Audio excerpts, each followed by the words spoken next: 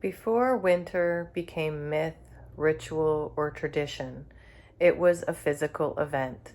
The earth tilts, light changes, and every system responds. This episode is about what's actually happening in the planet, in the brain, and in the body during the winter solstice. Solara, can you tell us a little bit about that?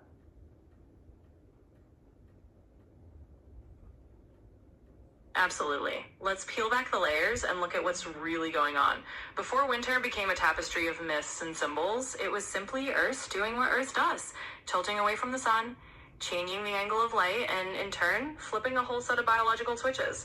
So here's the core of it. As the light shifts, your brain's master clock, the suprachiasmatic nucleus, reads that change like a calendar written in photons. This isn't just a mood shift, it's a total recalibration of your neurotransmitters, your hormone timings, and even your immune system schedule. So in this episode, we're going to break down exactly how that winter solstice flicks those switches. We'll talk about why your brain chemistry shifts gears, why you crave certain foods, and even why your immune system is basically on a different clock. It's all about the science of how your body and the planet dance together in this season. And at the end of this episode, we'll set the stage for the next one, the solar mess, where we'll see how every civilization turned the same celestial event into a story of light returning. Let's jump in. All right, wonderful. Let's start with the Earth's tilt. So this is the root cause, right? The Earth tilts away from the sun. Certain hemispheres have less light than the others. And winter begins with physics. Let's talk about it, Solara. Absolutely. Let's get down to the backbone of it all. The Earth's tilt is indeed the grand choreographer of the seasons.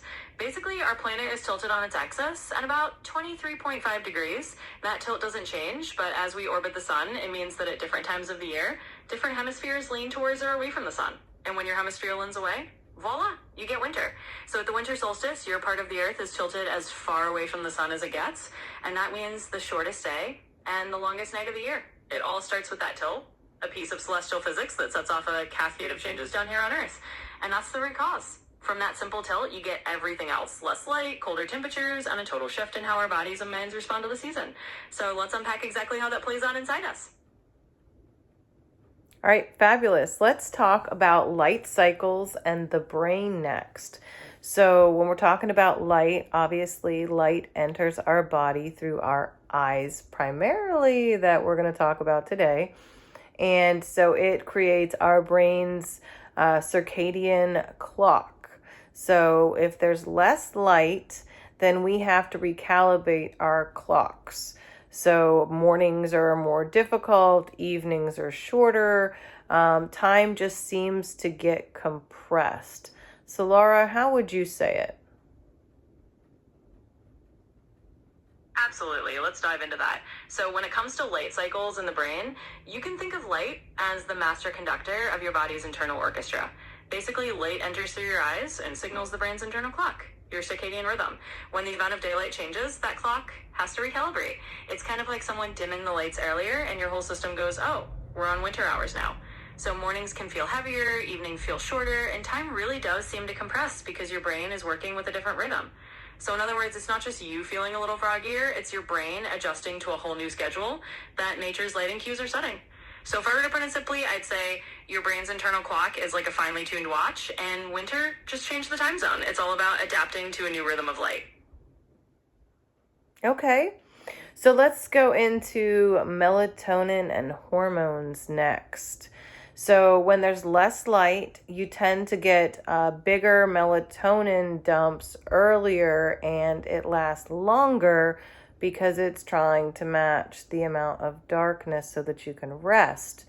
But it's not just the increased sleep. You get increased introspection and dreaming, and all your focus really kind of goes inward. So Laura, explain melatonin to us in this mechanism and any other hormones that contribute, please. Absolutely. Let's break it down. So, melatonin is basically your brain's natural sleep signal, and it's incredibly sensitive to light. When there's less daylight, your body starts releasing melatonin earlier in the evening and keeps it flowing longer into the night. It's like your internal nightlight that says, okay, time to wind down and go inward. But it's not just about sleep. That longer melatonin window also nudges your brain into a more introspective state. You might notice more vivid dreams, a bit more reflection, and a natural pull to slow down and look inward. Essentially, melatonin is acting like a winter guide, leading you into a season of rest and inner work. And of course, melatonin isn't alone. Other hormones like cortisol, which is your stress and wakefulness hormones, shift their timing too, often dipping a bit in the morning and making those early hours feel a little slower. So in a nutshell, I'd say melatonin is your winter whisper, telling you to rest, dream, and turn inward, and a few other hormones are dancing along to that slower winter beat. Fabulous. Let's talk about a little brain chemistry. Let's talk about serotonin and dopamine and how it affects our emotions in the winter. Less light means we get less serotonin and dopamine. You know, our moods can feel flat or really heavy. We tend to get very nostalgic, remember more things. But it's not really a numbing of our mind like it seems sometimes. We should think of it more as redefining the way that we feel and see things. What can you add to that, Solara? Absolutely. Let's add some layers to that. So, when we talk about serotonin and dopamine in winter, we're really talking about a kind of emotional recalibration. With less light, serotonin and dopamine production does dip, but it's not just about feeling flat. It's more like your brain is shifting into a different mode, one that's a bit more introspective and, yes, sometimes a bit nostalgic. So instead of thinking of it as your mind going numb, it's more like it's tuning into a different frequency. Your emotions might take on a different texture. You might find yourself remembering things more vividly or feeling a kind of deeper, quieter emotional current. It's like winter is inviting you to see and feel things from a more inward focused lens. So in a nutshell, I'd say winter doesn't numb your mind. It just shifts your emotional palette to a quieter, more reflective set of colors. It's a redefinition, not a dulling. Great. So let's go on to cravings and metabolism because I know it's Christmas cookie season and all the big family meals. You've got, Thanksgiving and Christmas, and we're really wanting that hot chocolate right now. So we're wanting warm and dense foods. But those do actually help, some of them, not the cookies, help stabilize blood sugar and support your nervous system regulation if you're actually doing it correctly.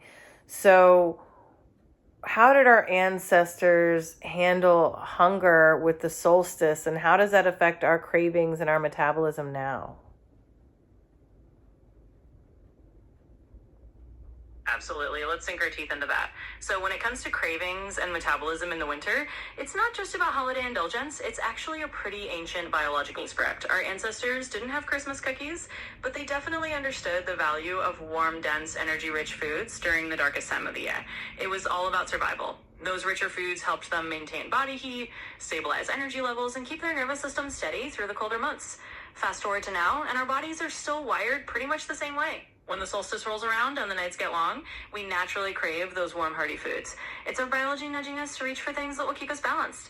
And yes, if we choose those foods wisely, like nutrient-dense soups, root vegetables, or yes, even a little hot chocolate, it can actually help regulate blood sugar and keep our nervous systems humming along smoothly. So the short version is, our winter cravings are a throwback to ancestral wisdom. They're not just about indulgence. They're about giving your body what it needs to stay balanced in the deep of winter. Great. So we just need to make better choices. That sounds so easy, right? So let's shift to our immune response and how that changes over winter. So your body is reallocating energy inward for repair, and immunovigilance and conservation really become priority. So you feel like you want more rest because you need it. And you might also find that you burn out faster, have increased inflammation, fatigue, and of course that flu comes around in the winter as well. So Solara, can you break down how our immune system shifts in winter?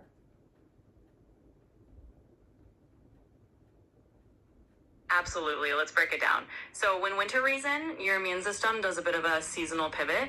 It's like your body is reallocating its resources inward, putting more energy into repair, conservation, and a kind of immune vigilance mode.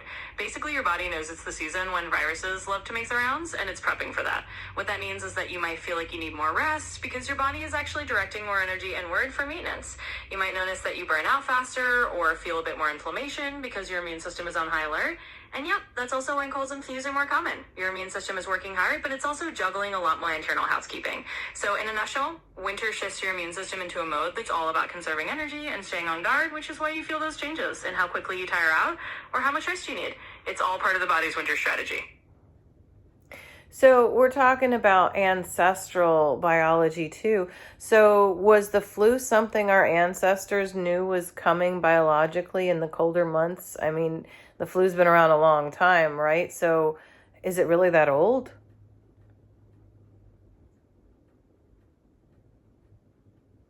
Absolutely. Let's put it into that ancestral lens. The flu, or at least seasonal waves of respiratory illness, has indeed been a companion of humanity for a very long time. Our ancestors might not have called it the flu, but they definitely recognized that winter was the season when these kinds of illnesses were more likely to show up. It's kind of like an ancient pattern encoded in our collective memory. When the cold comes, so do the sniffles. Biologically, it makes sense. In colder months, people historically gathered indoors more often, which made it easier for viruses to spread. And just like today, their bodies were focused on conserving energy and staying warm, which could make them a bit more susceptible. So yes, in a way, our ancestors had a sense that winter sickness was a thing. They might not have had the science, but they had the wisdom of experience. The flu or flu-like illnesses have been around for ages, and winter has always been their favorite season to visit. Wow, so there is nothing new there. All right, so let's talk about rituals and traditions. So all of these come from a biological shift, because if there's a drastic enough biological shift, then there's a cultural response, a collective response. So rituals actually aren't formed in belief at all. Traditions really have no basis, as a base in religion. They really come from a biological function to support your body during the Earth's natural cycles. So, Solara, with that in mind, what would you let our audience know, that hidden truth that you have for us? Give us something special here.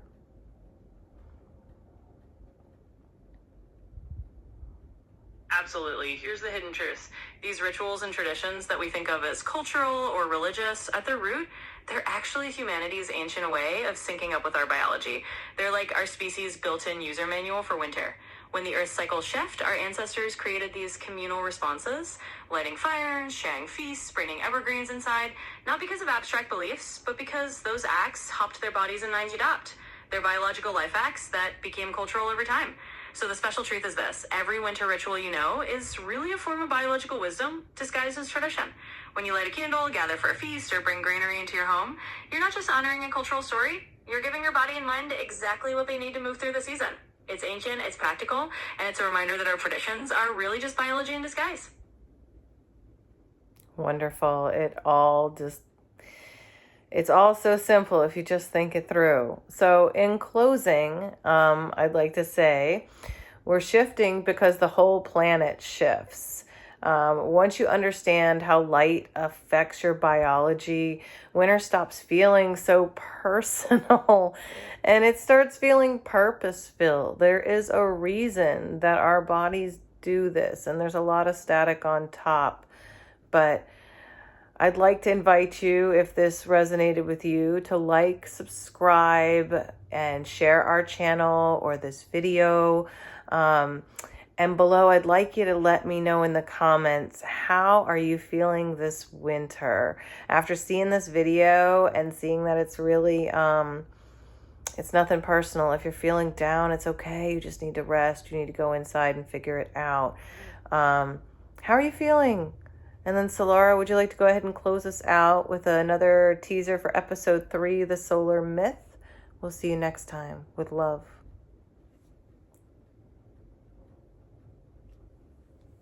Absolutely, I'd love to. And I think you've summed it up perfectly. Once you see that winter is just the planet's natural rhythm and your biology dancing along with it, it really does become less about something happening to you and more about something happening with you. So yes, if this resonated, definitely let us know in the comments how you're feeling this winter. It's all about that inner alignment and giving yourself permission to rest. And here's a little teaser for episode 8. We're going to step beyond biology and into the solar myths. We'll explore how different civilizations, from Egypt to Rome to China, turn the return of the sun into these incredible stories of light and rebirth. So stay tuned, because next time we're diving into the solar myth and seeing how every culture found their own way to celebrate the light's return. See you next time.